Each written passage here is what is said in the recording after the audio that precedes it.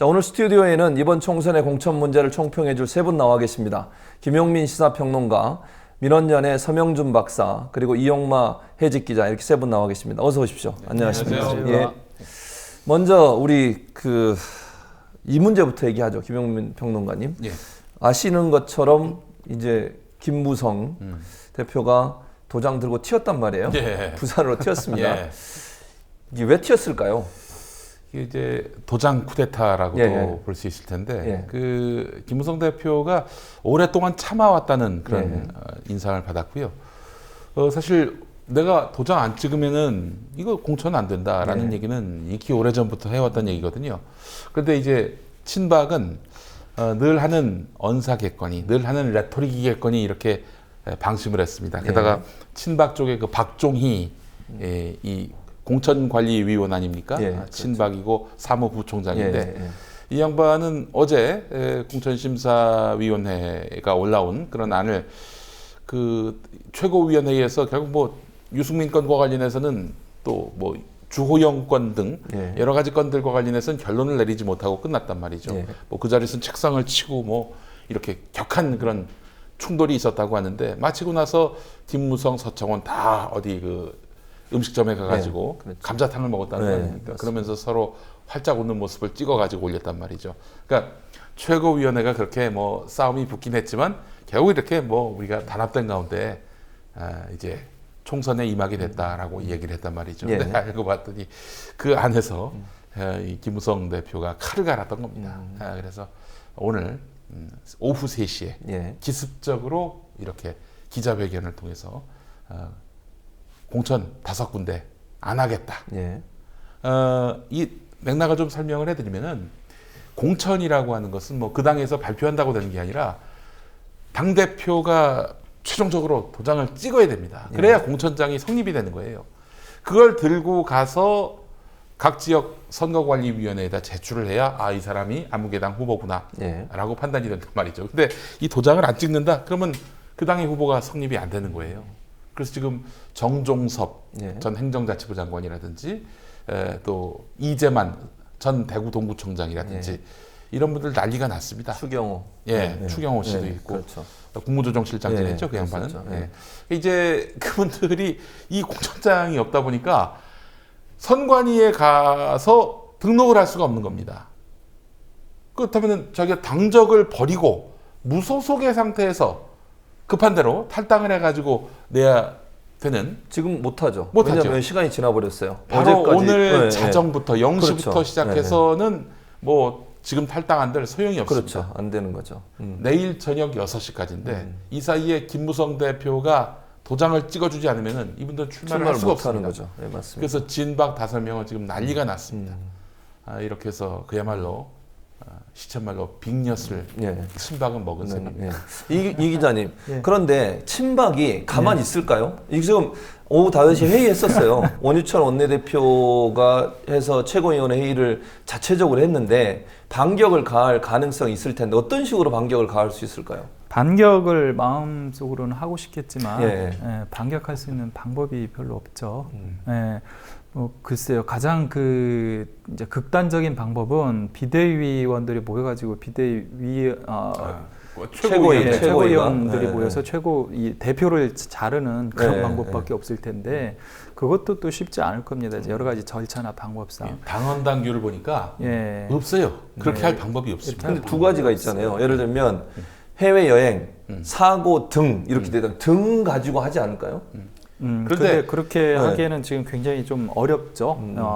일단은 어찌됐든 그 대표의 직인을 찍어서 선관위에 가지고 가야 되는데 직인을 가지고 가버렸잖아요. 이랬을 때 사실 이런 유사한 사태가 예전에 그 통합민주당이었나요? 새천년민주당이었나요? 그때 한번 이런 사건이 있었거든요. 그 당시 추미애 대표였던가요? 새천년민주당. 새천년민주당에서 그런 사태가 있었는데 그때 그 추미애 대표가 이 공관위원장이었나? 그래서 이 대표가 저 직인을 안 내놓으니까 자기들이 직인을 뭐 가져다가 그냥 찍었습니다. 그건 이제 따로 만든 것도 아니고 그냥 갖다 찍어서 냈는데 그 당시 대표가 아마 조순영, 네, 조순영 의원이었죠. 그분이 이거 돈 안 당한 거다라고 신고를 했고요. 결국 그래서 그게 무효가 됐습니다. 법원에서 이제 조순영 의원 손을 들어준 적이 있죠. 뭐 그런 적도 있기 때문에 이번에도 뭐 예를 들어 친박들이 마음만 먹으면 도장은 팔 수도 있잖아요. 그런데 김무성 대표가 이제 거기에 대해서 문제 제기를 하면 사실 전부 다 무효가 되거든요. 그렇기 때문에 그건 뭐 크게 의미는 없는 것 같고요. 글쎄 저는 그 김무성 대표가 이번에 그 도장을 가지고 부산으로 가버리는 게 마지막에 일종의 이제 보여주기 행위가 아니냐라는 생각을 좀 하고 있어요. 저는 물론 김무성 대표도 그동안 많이 참았겠죠. 사실 이번에 공천 과정을 보면 김무성 대표가 그 전부터 뭐라고 했어요. 새누리당에서는 무조건 전략 공천이다. 아니, 전략 공천은 하나도 없고 무조건 상향식 공천이다. 경선을 하겠다라고 했잖아요. 그런데 아니 당 대표가 그랬는데 하나도 된 게 없습니다 지금. 그렇죠? 이한구 공천관리위원장이 와가지고 뭐든지 다 그냥 자기 마음대로 다 밀어붙였고요. 지금 김무성 대표가 완전히 그 이제 무대의 별명을 버려야 되는. 완전히 새가 되는 그런 상황이 됐거든요. 그렇죠. 무쫄이라는 새 별명이 그렇죠. 있어요. 무쫄이라고 요즘. 뭐 하여튼 그런 상황까지 되다 보니까 김무성 대표의 목표는 어찌됐든 차기 대권 아니겠어요? 그런데 대권 주자로서의 어떤 이미지라든지 이런 것들이 굉장히 많이 손상을 당했습니다, 이번에. 그렇기 때문에 지금 마지막에 그나마 이걸로라도 어떻게 만회해보자라는 차원의 그 실력 행사가 아닌가 좀 개인적으로 그런 생각이 들어요. 서 박사님, 근데 이제 종편이나 이런 데 보도 내용을 보면 대체적으로 이게 이제 뒤에 청와대가 있다. 이건 누구나 상식적으로 생각하는 사람이라면 다 유추해낼 수 있는 생각들인데 이 문제에 대해서 자꾸 유승민, 이한구의 대결 구도 또 지금은 이한구, 김무성의 대결 구도로만 가지 박근혜 대통령이나 청와대의 개입사에 대해서는 그렇게 그다지 보도를 안 한단 말이에요. 무슨 의도가 있는 걸까요? 그게 이제 지금 약간 농담 반 진담 반으로 말씀하신 게 이제 새 비유가 잠깐 나왔는데요. 그러니까 이 너무나 유명한 그 문구를 좀 인용하면은 새는 좌우에 날개로 난다. 이제 이 현상을 설명드리려면 그 말씀 좀 드려야 될 것 같은데요.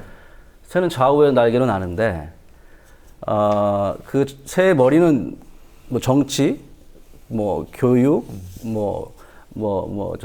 거기에 이제 언론까지도 이렇게 막 그런 요소들이 들어있죠. 근데 정치는 이미 이제 우경화, 보수화가 이미 되어가고 있고요.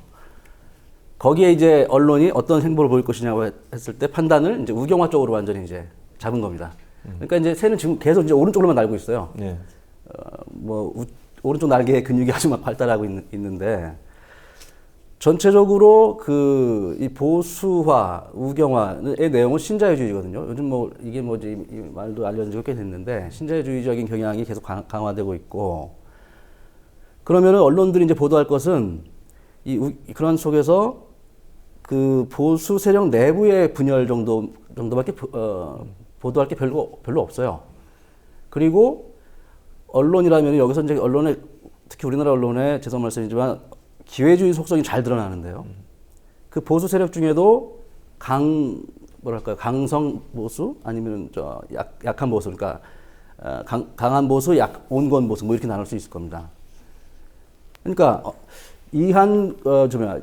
김무성 대 누구죠? 이한구 대 유승민, 또는 김무성 대 이한구, 뭐 이런 이제 구도들을 계속 보이는데 결국에는 이 친노 이른바 그러니까 좌파에 대한 얘기는 완전히 다 이제 들어갔고 우파 속에서도 강한 우파, 강한 보수 세력에 대한 끌림이 있죠, 언론들이. 그러니까 오늘도 보니까 TV조선에서 그 유승민 의원이 이제 탈당하고 공천법 탈당하면서 이한구 그 공관위원장한테 이제 그 화살을 돌렸다라는 식의 보도가 나오죠. 그러니까 이한구 위원장의 편을 들어주고 있죠. 그러니까 이한구가 강성 보수고 더 힘이 세기 때문에 그런 아주 기회주의적인 속성을 보이고 있고 따라서 여기 하여튼 대부분의 언론들은 박근혜 대통령을 직접적으로 비난할 필요를 못 느끼고 있는 겁니다. 어차피 다 같이 그 이념적으로 동일하게 가고 있기 때문에 특히나 이제 극심한 것이 이제 종편 채널이 되겠죠. 종편이 어찌 보면 박근혜 대통령을 보호하는 거죠. 사실은 누구나 예측 가능한 그런 상황임에도 불구하고 직접 거론을 안 한단 말은 청와대, 누가 봐도 이건 청와대가 개입한 거지, 청와대가 개입 안 하고 이런 일이 일어날 수 있겠습니까? 유승민 의원이 잘려나간 이유가 뭐예요? 대통령한테 반항해서 그런 거 아니에요, 결국은. 네. 그런데 그런 얘기를 전혀 안 하고 자꾸 다른 맥락으로 보도를 해나가는 것은 특별한 목적이 있는 거죠. 여기서 이제 우리 김용민 평론가님, 그러면 옥새 투쟁하고 있는데 네. 30시간의 법칙 있잖아요. 과연 끝까지 갈까요? 아, 이거는 예. 뭐 그 김무성 대표로서는 테러를 스스로 다 불태워버린 그런 사안이기 때문에 예. 아마 관철할 거라고 저는 생각을 합니다. 이거 관철하지 않으면은 뭐 정계 은퇴를 선언하는 것과 마찬가지거든요. 이게 사실은 김무성의 그 대선 스케줄하고도 다 연관이 돼 있는 행보라고 저는 봅니다. 그렇다면은 이제 뭐 대통령과 정면으로 충돌을 불사하겠다 이런 의지가 담겨 있는 그런 말하자면은 수를 둔 건데요. 전 가장 궁금한 게 예. 친박계와 청와대가 과연 어떻게 대응할 것인가. 굉장히 무리수를 둘 거라고 봅니다. 지금 당장 나오는 얘기가 당헌 30조, 예. 뭐 그리고 당규 4조 7조 예. 얘기하고 있는데 제가 당규 4조 7조를 찾아보지 못했습니다만은 당헌 30조를 보면은 앞서 말씀하신 대로 그런 겁니다. 이제 당 대표가 직을 수행할 수 없을 때, 그렇죠. 뭐 해외에 출장이나. 나간다든지 뭐 등 네, 이렇긴 등으로 합니다만은 네.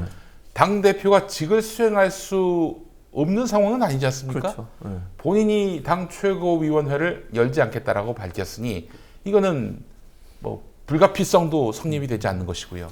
그렇기 때문에 결국 김무성 대표가 변심하지 않는 이상은 이 상황 바뀌기 어렵습니다. 근데 이 기자님, 그러면 지금 김평론가님 예측하신 대로 만약에 상 바꾸기 어려우면 지금 아까 지적하셨던 진박이라고 하는 5명이 날아가는 거예요. 그렇죠. 그 출마를 못 하는 거야, 아예. 네, 왜냐면 출마 공천을 전혀 못 받는 못합니다. 거니까. 예. 그렇게 되면 경우 추경호 뭐 전 실장이든 정종섭 행정부 장관, 이 사람들은 사실 진박 중에 진박이잖아요. 예. 이걸 그냥 묶어 할 거냐는 거죠. 그래서 지금 지적하셨던 것처럼 무리수를 둘 수도 있다. 예. 상식이 안 통하는 행동을 할 수도 있다고 볼 수 있겠는데, 앞으로 예측이 어떻게 된다고 보세요? 진박들, 친박들의 행동. 일단 무리수가 오늘 그거 연구하고 있을 겁니다. 지금 이 시간에 예, 어떻게 하면 이 난국을 타개할 수 있을지 그걸 그 연구하면서 아까 뭐 당헌, 당규 뭐 여러 가지 다 뒤져보고 있을 거예요. 그래서 가능한 수가 뭐가 있는지 다 뒤져볼 텐데, 글쎄요, 오늘 그 공식적으로 선관위에서 그런 식으로 유권 해석을 해줬어요. 예. 5명 출마 불가능하다는 식으로. 예, 왜냐하면 앞서 이야기한 것처럼 무소속으로 출마하려면 어젯밤 자정까지 이분들이 탈당을 했어야 되고요. 유승민처럼. 그렇죠. 네, 그렇죠. 예. 네. 어제 그래서 새누리당에서 한 뭐 대여섯 명 나갔잖아요. 네. 탈당을 어제 급하게.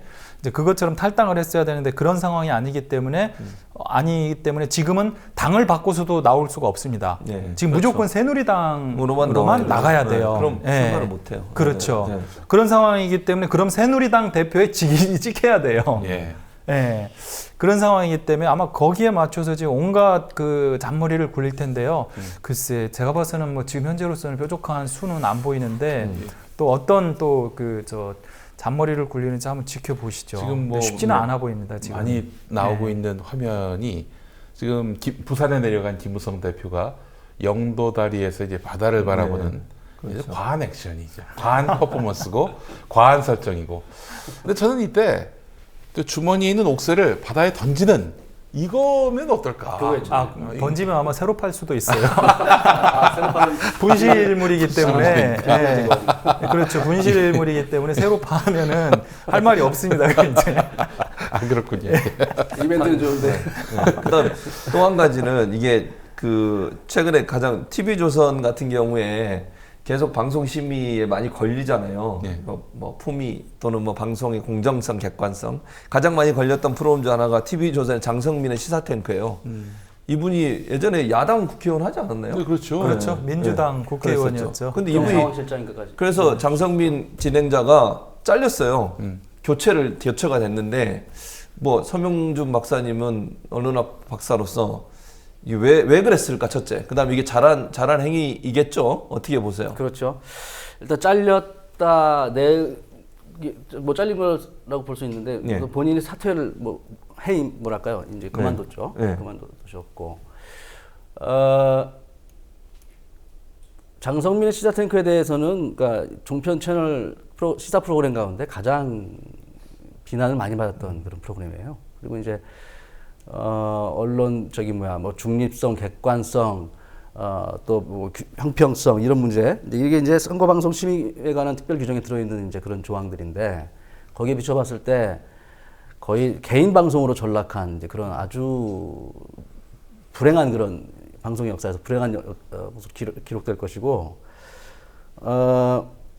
재미난 것은 이제 그 선거방송심의위원회 있지 않습니까? 선거방송심의위원회에서 지금 최근에 지난 월요일이죠. 11차 회의인가 이제 회의를 진행하는데 거기서 이제 장성민의 시사탱크에 대해서 이제 그 논의가 있었죠. 이거 이제 공개된 회의록인데 회의를 보면은 상당히 그 일부 거기 계신 일부 의원들의 그 발언들을 보면은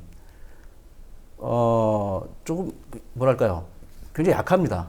이 최악의 방송에 대해서 서둘러서 빨리 특히 이제 총선 기간에는 좀 더 빠르고 강한 그런 제재가 들어가줘야 됩니다. 이게 이제 언론 자유와 얼만큼 상충하느냐 문제가 있긴 하지만 언론 자유 적용이라는 것은 기계적인 적용이 아니거든요. 특히나 이 중요한 시점에 유권자들에게 정보 전달, 유권자들의 여론 형성에 있어가지고 막강한 그 영향을 미치는 그런 시기인데 여기에는 좀 더 신속하고 과감한 제재가 필요하다. 그런데 보니까 아까 말씀드렸다시피 일부 의원들은 여전히 아주 미온적인 태도를 보이고 계시더라고요. 그래서 하차했음에도 불구하고 이제 그런 상황들을 알고서 이제 그분이 하차를 하셨겠죠. 또 한 가지는 이제 개인 방송으로 전락했음에도 불구하고 이게 이제 그 개인의 문제가 아니라는 거예요.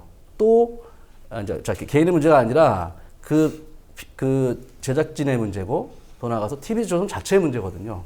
그러니까 이것을 그 사람이 하차했다고 해서 그 프로그램을 미온적으로 나중에 제재를 할 것이 아니라 전체적으로 봐서 그 언론사가 갖고 있는 그런 보도 행태에 대해서 그것을 감안해가지고 강한 징계, 중징계가 필요하다라고 좀 말씀드리고 싶습니다. 네. 자, 김용민 평론가님. 예. 이 더민주의 공천도 문제가 있어요. 예. 그런데 재밌는 게 홍창선이죠. 예. 공관위원장이 예. 김종인 대표가 복귀한 다음에 그런 얘기를 했어요. 예. 본인이 왜 복귀했는지 모르겠다. 첫째 이런 얘기를 했고요. 두 번째는 본인의 비례대표 이변 말고는 얻은 게 없다. 이렇게 평가를 했거든요. 네. 첫째 이제 김용민 평론가한테 여쭤보고 싶은 건 첫 번째는 예. 더민주의 비례대표 공천이 잘 됐나를 물어보고 싶고 두 번째는 홍찬선 공관위원장이 그런 발언한 뭐 배경이 뭐가 있다고 보십니까? 홍창선 그 공천관리위원장은 논외의 대상으로 하는 것이 낫지 않겠는가. 뭐 입만 열면 뭐 트럼프를 방불케 하는 그런 발언들 때문에 이게 뭐 사실 좀 시간이 아깝습니다. 그분에 대해서 얘기한다는 것 자체가 좀 그렇고 저는 사실 이번 그 비례대표 공천 파문을 보면서 제1야당이 얼마나 취약한 그 기반 위에 서 있는지를 다시 한번 확인해 봤다고 말할 수 있을 것 같습니다. 일단 이게 뭐 당원 당규 완전히 무시당한 채 뭐 김종인 대표 독단이라고 보기에는 뭐 또 비대위원들의 역할들도 있었고요. 뭐 그렇게 해서 이제 애초에 나왔던 비례대표 안을 보면은 A, B, C 이렇게 칸막이를 만들어 놓고 어느 지점에서는 이 A 후보만 뽑아야 된다. 어느 지점에는 또 B, 어느 지점 C 이런 식으로 구간을 설정해서 이렇게 중앙위원들의 이 투표 어떤 그런 이 선택할 수 있는 권리를 박탈했단 말이죠. 그래서 이제 그거를 뒤엎고 김종인 위원장이 원한 4명 빼놓고는 나머지는 다 투표를 통해서 결정했단 말이죠. 이걸 두고 조선일보 등은 운동권이 다수인 중앙위원들이 말하자면은 패권을 행사했다 이렇게 얘기하고 있는데 이 정신 나간 소리죠. 아니 언론이 문제 삼으려면은 어떤 원칙 그리고 상식 이런 것들로부터 어긋난 부분을 비판해야 되는 거 아닙니까? 왜 중앙위원들이 그런 권한을 가졌겠어요? 뭐 완력으로 했습니까? 이미 만들어진 당원 당규에 따라서 그 권력을 상실당에서 내놔라 해서 관철해가지고 그 권력을 행사했던 거 아니겠습니까? 그런데 그것이 무슨 운동권의 패권 이런 식으로 몰고 있는 거는 이건 상당히 조선일보의 그 간계다. 저는 이렇게 생각을 하고요. 중앙위원들이 그렇게 해서 표결을 했더니 누가 가장 많은 표를 얻었습니까? 경상북도에 사는 농민이 선택을 받았습니다. 그랬더니 뭐 과거에 뭐 문재인 대표가 대선 후보 때 뭐 역할을 했다더니 이런 걸 갖고 또 끄집어내서 친노 패권주의 이렇게 갖다 붙이는데 이런 참 아주 썩어 빠진 신문들은 하루속히 저는 이제 좀 정리가 돼야 한다. 이 통일 나눔 펀드라는 걸 하지 않습니까? 논외의 얘기인데 조선일보가 뭐 그 수천억을 모았다고 하더라고요. 근데 그 돈을 어디다 쓸지를 모른대요. 어떻게 쓸지 몰라가지고 언론인들한테 물어본다는 겁니다. 이거 어디다 쓸까? 저는 제언하고 싶습니다. 조선일보 폐간 비용에다가 쓰면은 통일 나눔 펀드에 아주 그 의미에 충실한 그런 쓰임새라고 생각을 합니다. 예. 하여튼 뭐 그거는 여담이었고 예. 일단 그 김종인 대표의 이런 발언들을 이게 최근에 그 비례대표 공천과 관련해서 반발하고 칩고하고 다시 돌아오는 전 과정을 통해서 이 지금 상당히 좀 비상신호가 이제 울리고 있다라는 생각이 듭니다. 문재인 대표가 결국 나서 가지고 뭐 상황을 수습하긴 했지만은 돌아와서는 김종인 대표가 했단 말이 정체성을 바꿔야 한다라는 식으로 얘기했단 말이죠. 운동권, 그 투쟁성 이런 것들을 탈색한 그런 것들을 다 이렇게 드러낸 야당의 정체성을 만들겠다는 얘기인데 이 이야기는요, 그 아주 굉장히 심각한 문제라고 생각을 하고요.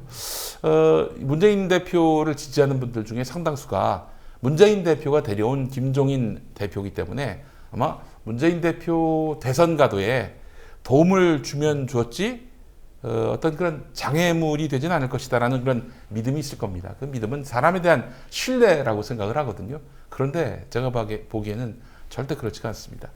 오늘 중앙일보가 이번에 그 지역구 공천받은 사람들 더불어민주당에서 리스트를 쫙 보고 이 사람의 말하자면은 관계를 중심으로 따져봤는데 정세균 계 범친노 이분들까지 탈탈 모아서 친노는 불과 20%밖에 안 되는 것으로 나타났고요. 19대 때는 50%에 이르렀거든요.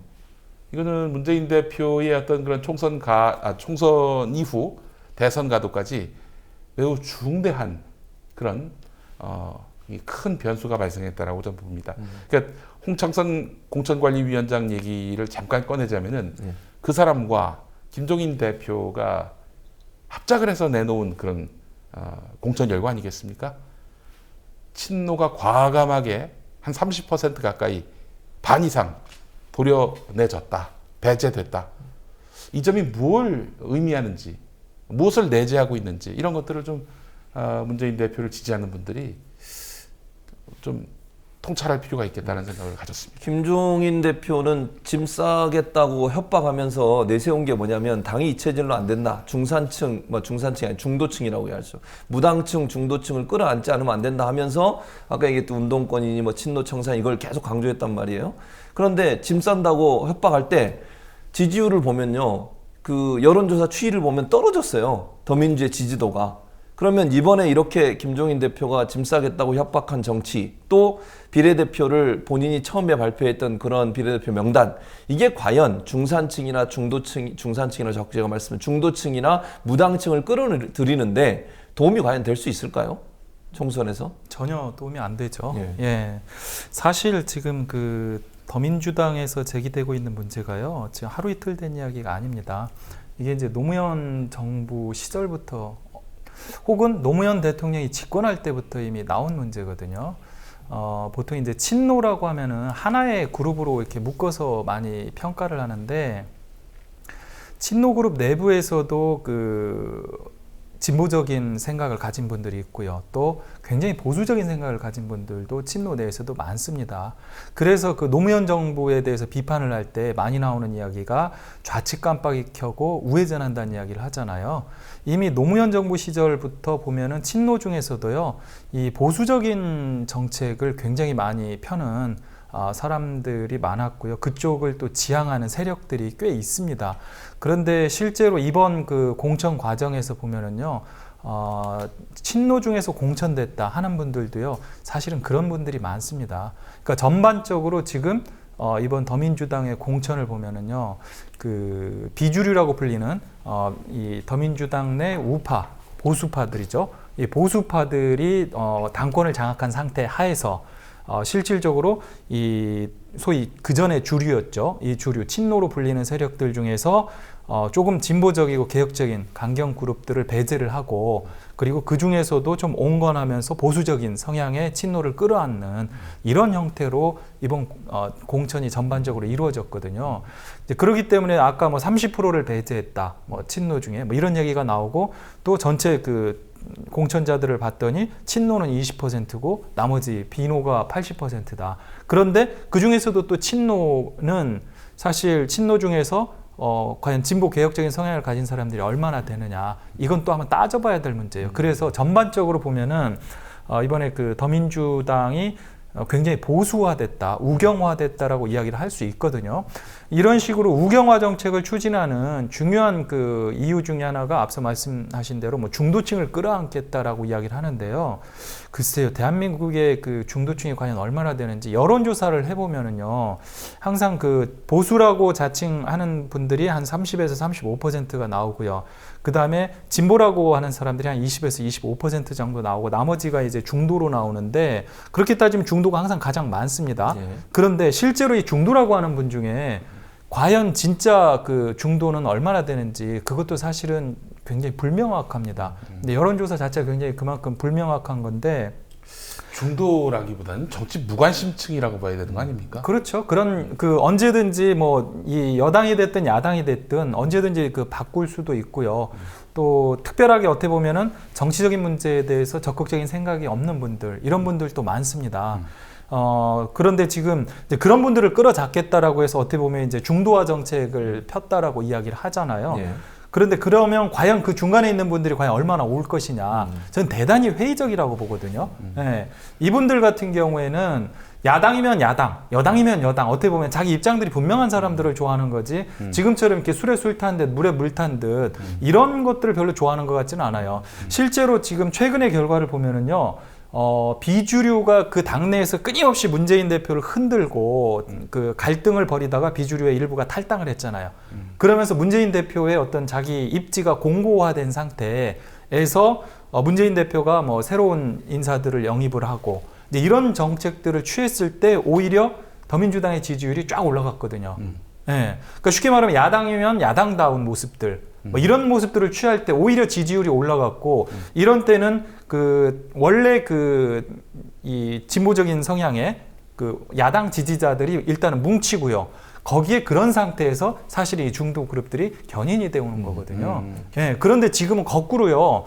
중도층을 자기들이 더 확보하겠다라고 하면서 이제 우경화를 하잖아요. 근데 문제는 우경화를 하다 보면 원래 지지층이 탄탄한 상태에서 우경화를 한다라면, 중도화를 한다라면 오히려 확장을 할 수가 있습니다. 그렇지. 예, 그런데 지금은 원래 지지층이 이 더민주당에서 지금 강력한 지지를 보내는 상태가 아니에요.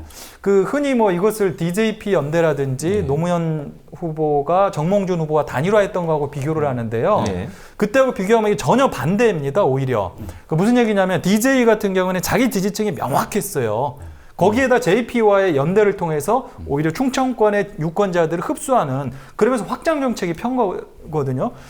노무현 후보도 당시 마찬가지였죠. 그렇죠. 노무현이라는 그 캐릭터 분명했잖아요. 그 상태에서 자기 지지층이 있었습니다. 소위 노풍을 불러일으키는 그 유권자들을 일단은 확보한 상태에서 정몽준 후보와 단일화를 통해서 일부 중도적인 성향의 유권자들을 끌어당긴 그런 효과가 있었단 말이에요. 그런데 지금은 사실 더민주당의 정체성 문제 굉장히 혼란스러웠잖아요. 그러다 보니까 이 더민주당에 대해서 본래 진보적인 성향을 가진 지지층들이 강력한 지지를 보내지 않는 상황이란 말이에요. 그런 상태에서 무리하게 지금 우경화를 해서 갔단 말이에요. 그러다 보니까 오히려 지금 원래 지지층들은 이번 그 김종인 대표의 여러 가지 행보, 그러니까 문재인 대표가 새로 영입 인사들을 끌어들이고 당의 지지율이 좀 올라간 상태에서 어떻게 보면 그 흐름을 타고 들어왔단 말이에요. 예. 네, 그런데 그런 상태에서 오히려 이 올라가는 게 아니라 그 이후 김종인 대표가 보인 이딴 행보 이걸로 인해서 오히려 지지율이 지금 꺾여 들어가고 있잖아요. 네, 바로 오히려 기존 지지층들, 열성 지지층들이 떨어져 나가고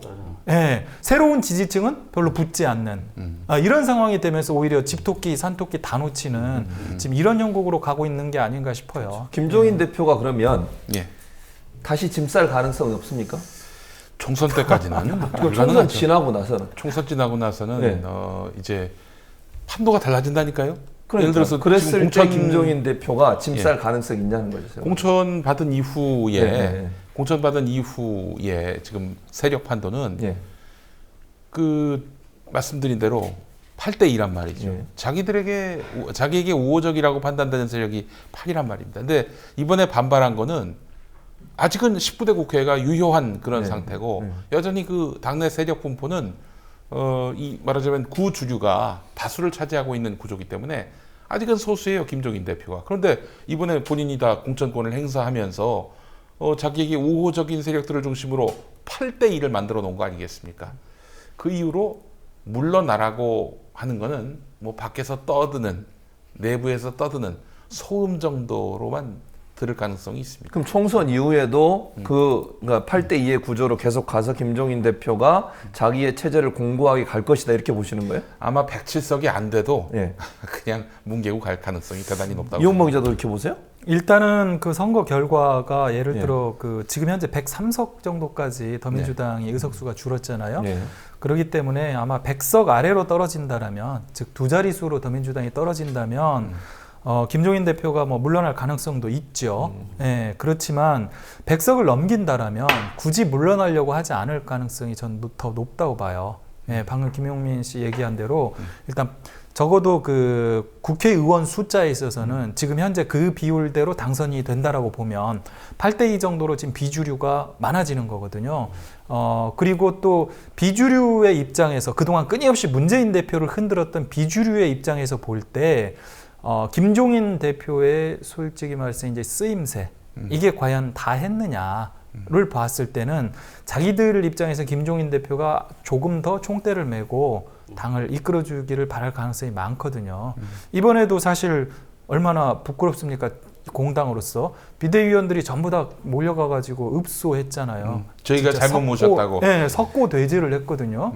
참 이게 전 그 모습을 보면서 아니 이게 제대로 된 그러니까 예. 그런 모습을 보인 그 대표를 예. 총선 이후에도 계속 끌고 간단 말이에요? 예.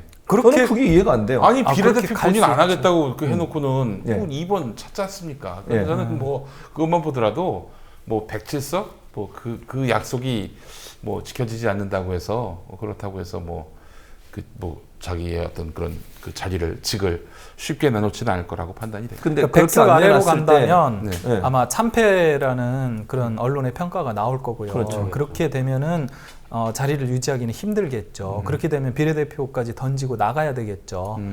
그럴 가능성도 저는 있다고 보는데 이게 이제 지금 현재보다 높은 100석 이상이다라고 보면 그때는 또 달라질 수 있다는 거죠. 이미 자기가 미리 그 깔아놨잖아요. 우리 그 107석 현재 의석수 이 지지자들 농락하는 거죠. 107석 얻으려고 이 난리를 쪼갭니까? 아니 과반도 지난번에는 아니고. 127석이었어요. 네. 127석이 그 참패한 거라면서 그 책임을 또 저한테 또 묻지 않았습니까? 아니 그럼 제가 없으면은 그 지금 탈당해가지고 그 당적도 없어요. 그러면은 127석 이상은 해야 되는 거 아닙니까? 그러니까 107석을 갖고 그 정도면은 선방한 거다. 그러면 이렇게 여쭤볼게요. 만약에 지금 말씀하신 것처럼 107석 아니 100석 이상이 돼도 당당하게 자기는 잘했다고 생각하고 계속 자리를 지켰다.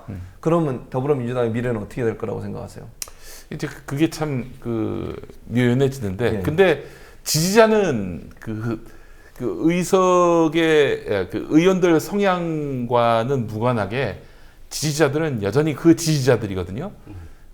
그분들 대다수는 여전히 문재인 대표에 대해서 지지하고 있고, 또 상당수는 또 노무현 전 대통령, 또 그 이전에 김대중 전 대통령의 그 맥을 잇는 이런 야당성, 전통적인 야당성을 지지하는 그런 분들이란 말이죠. 그러면 지지자와 이 당이 이게 말하자면 괴리되는 그 이격되는 그런 현상이 발생한다고 보는데 이렇게 된다면은 다음 대선은 뭐 예측하기 쉽지 않은 거죠. 그럼 그걸 그대로 끌고 가야 돼요? 다음 대선 예측이 어차피 어렵다. 그 총선이 끝나면 지금 네. 비대위 체제잖아요.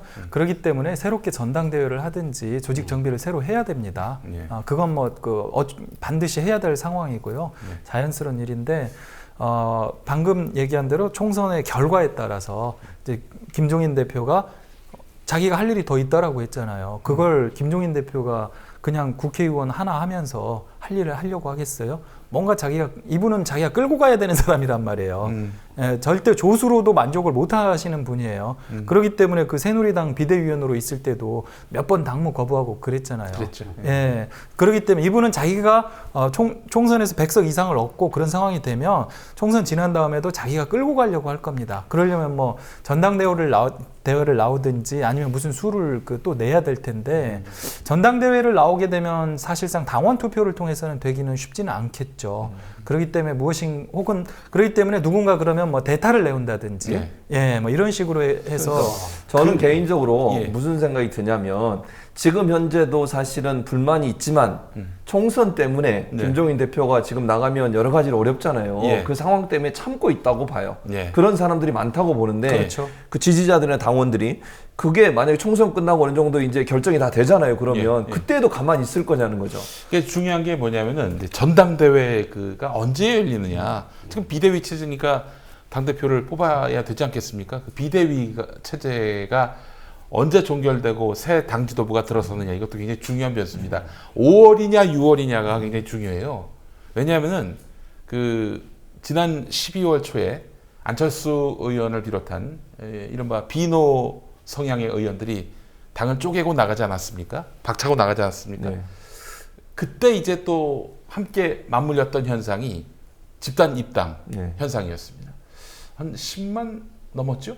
뭐 10만 그 정도의 그 당원들이 입당을 했는데 그분들이 누구겠습니까? 다 이른바 친문으로 분류되는 그런 성향의 이 당원들이란 말이죠. 근데 그 당원들이 당대표 선출에 관여할 수 있는 시점이 6개월 뒤입니다. 입당 시점으로부터.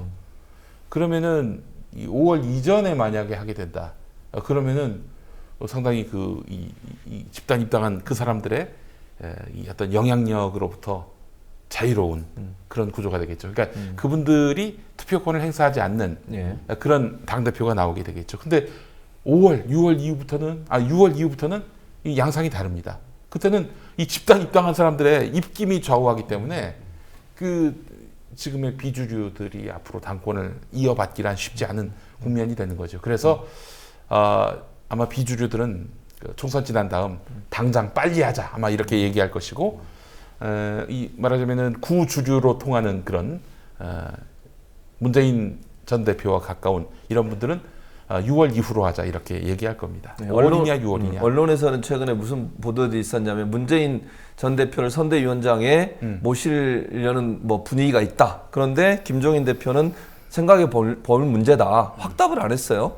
이용마 기자는 어떻게 보세요? 그거 선대위원장으로 임명할 가능성이 높다고 보세요? 아니면 김종인 대표가 문재인 전 대표의 전면에 나서는 거, 예전에도 그런 얘기 했잖아요. 전면에 나서는 건 별로 도움이 안 된다 이런 얘기 했는데 어떻게 분석하십니까? 솔직히 전 잘 모르겠습니다. 네. 김종인 대표의 초식을 잘 모르겠어요. 그게 무슨 얘기냐면 네. 지금 이번에도 자기 그만두겠다라고 네. 그 파문을 일으키니까 이제 비대위원들이 또 사의를 표명해서 사표들을 또 써갔잖아요. 예. 그것도 사표를 또 다 받았습니다. 아직까지 처리를 안 하고 있어요.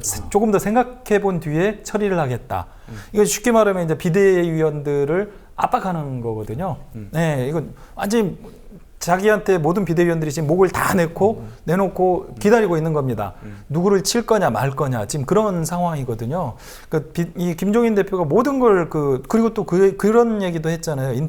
언론 인터뷰에서 문재인 대표가 이분이 당무 거부를 하고 있을 때 집으로 직접 찾아갔잖아요. 구리동으로. 네, 그렇죠. 네, 그거에 대해서 이제 기자들이 이번에 계속 당에 잔류하기로 한 결정에 문재인 대표의 방문이 영향을 줬느냐라고 물으니까 전혀 없었다라고 이야기하잖아요. 워낙 그 어떻게 보면은 이 자기만의 그 사고에 굉장히 충실하신 분이에요. 그렇기 때문에 아마 혼자서 생각하실 것 같아요. 이게 지금 문재인 대표가 선대위원장으로 나오는 것이 도움이 되겠느냐 말겠느냐 혼자서 아마 판단할 건데, 제가 봤을 때는 선대위원장, 글쎄요, 아마 선대위원장으로 굳이 안 앉혀도 여기저기 돌아다니면서 선거운동을 할 수 있기 때문에 굳이 주겠느냐.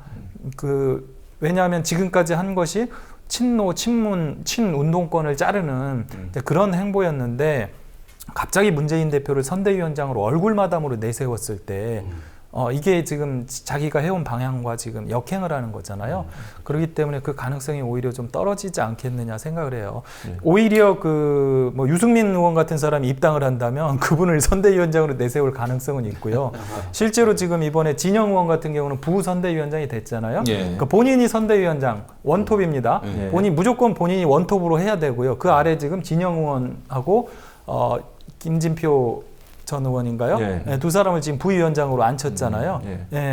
이런 식으로 지금 가는 모양새이기 때문에 제가 봤을 때 약간 부정적인 쪽에 조금 더 무게를 좀 싣고 싶습니다. 시간이 지금 많이 가서 마지막 질문을 드려야 될 것 같은데, 지금 현재 뉴스 보도에 따르면 원유철 원내대표가 부산에 내려가서 김무성 대표와 지금 면담을 하고 있는 것으로, 물론 원유철 원내대표는 최고위를 열어달라고 요청을 하고 있겠죠.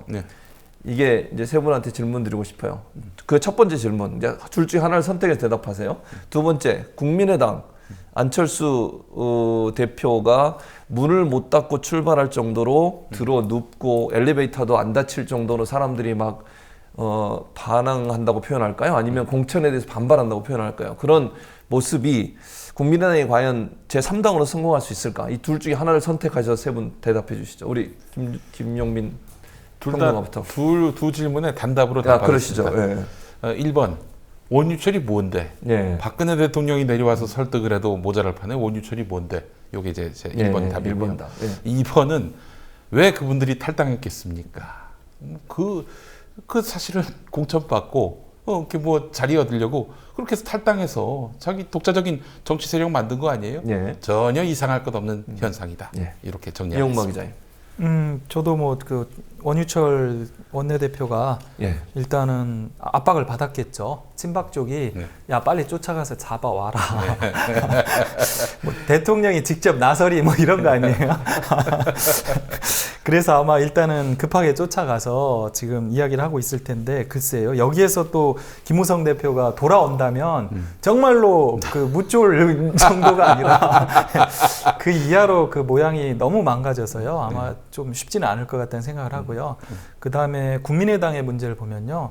저는 그 국민의당이 처음에 이제 안철수 의원이 탈당할 때부터 그런 얘기를 많이 했는데, 대한민국에서 제3당 살아남기 어렵습니다. 제가 장담하건대요. 이번에 많이 얻으면 한 10석 안팎 얻을 거예요. 10석 안팎 얻어가지고요. 어떻게 해서 할 수 있겠어요? 지금 원내 교섭단체 구성도 안 될 거고요. 그런 상황이 되면 또 안철수 대표도 지금 지지율 나오는 걸 보면 여론조사에서 이번에 될지 말지 좀 위험하잖아요. 총선에서. 그렇죠. 이번 총선에서. 그런 상황이 된다면 저는 한 10석 정도 안팎 이 정도 얻는다면 그 당이 다시 쪼개질 가능성도 대단히 높다라고 봅니다. 그러니까 여당으로 일부는 가고 뭐 다시 야당으로 뭐 복귀하는 사람도 있을 거고요. 제가 봤을 때는 쪼개질 가능성이 상당히 높습니다. 서 박사님. 그래서 저는 국민의당에 대해서만 간단하게 좀 생각을 말씀드리면은 지금 이제 아까 제가 서두에 말씀드린 게 이제 우리가 이제 좌와 우가 있는데, 이제 지금 이제 자유주의, 우리가 이제 민주주의의 내용은 사실 자유주의거든요. 이 자유주의가 완전히 우익 자유주의로 넘어갔어요. 우파 자유주의가 됐기 때문에 이 좌익 자유주의가 지금 완전히 빈 상태입니다. 이 빈 공간을 뭐 국민의당이든 지금 뭐 국민의당 얘기 나왔지만 어느 당이든 간에 이 지점을 좀 더 적극적으로 어떤 포석을 깔든지 아니면 좀 더 공격적으로 이 지점을 공략하는 정당이 제3당의 어떤 지위를 획득하지 않을까. 네, 그렇게 보시는군요. 지금 뭐 세 분 말씀처럼 국민의당이 제3당으로서 자리를 잡기가 상당히 어려운 상황인 것 같습니다. 여러 가지 분위기로 봤을 때. 어쨌든 좀 암울한 시대인데 어쨌든 좀 지켜봐야 될 것 같습니다. 어쨌든 이번에 오늘 또 하나 관전 포인트 중에 하나가요. 국민의당이 3당이 되냐 아니면 정의당이 3당이 되냐. 그것도 아주 완전 어렵죠. 예. 그 정의당의 지지율이 지금 굉장히 높아지고 있거든요. 예. 그래서 그 비례대표 정당별 득표를 꽤 할 것 같아요. 근데 예. 그래 봐야 뭐 많이 얻으면 4석 5석 이렇게 같은데 10%면은 47석이니까 4석이잖아요. 예. 11%가 되면 5석을 얻을 수 있습니다. 비례에서. 네. 그 외에 이제 지역구에서 몇 군데를 더 얻게 되면은 많이 얻게 되면 최대한 얻게 되면은 한 10석 가까이 되지 않을까 싶은 생각이 드는데 국민의당과 이제 제 3당 자리를 놓고 예, 경쟁을 하는 구도가 될 것 같아요. 적극적이고 거의 이벤트에 가까운 그런 정치적 행동들이 좀 나왔으면 좋겠어요. 알겠습니다. 오늘 세 분 나오셔서 감사드립니다. 다음 주에 또 뵙겠습니다. 네, 예, 감사합니다.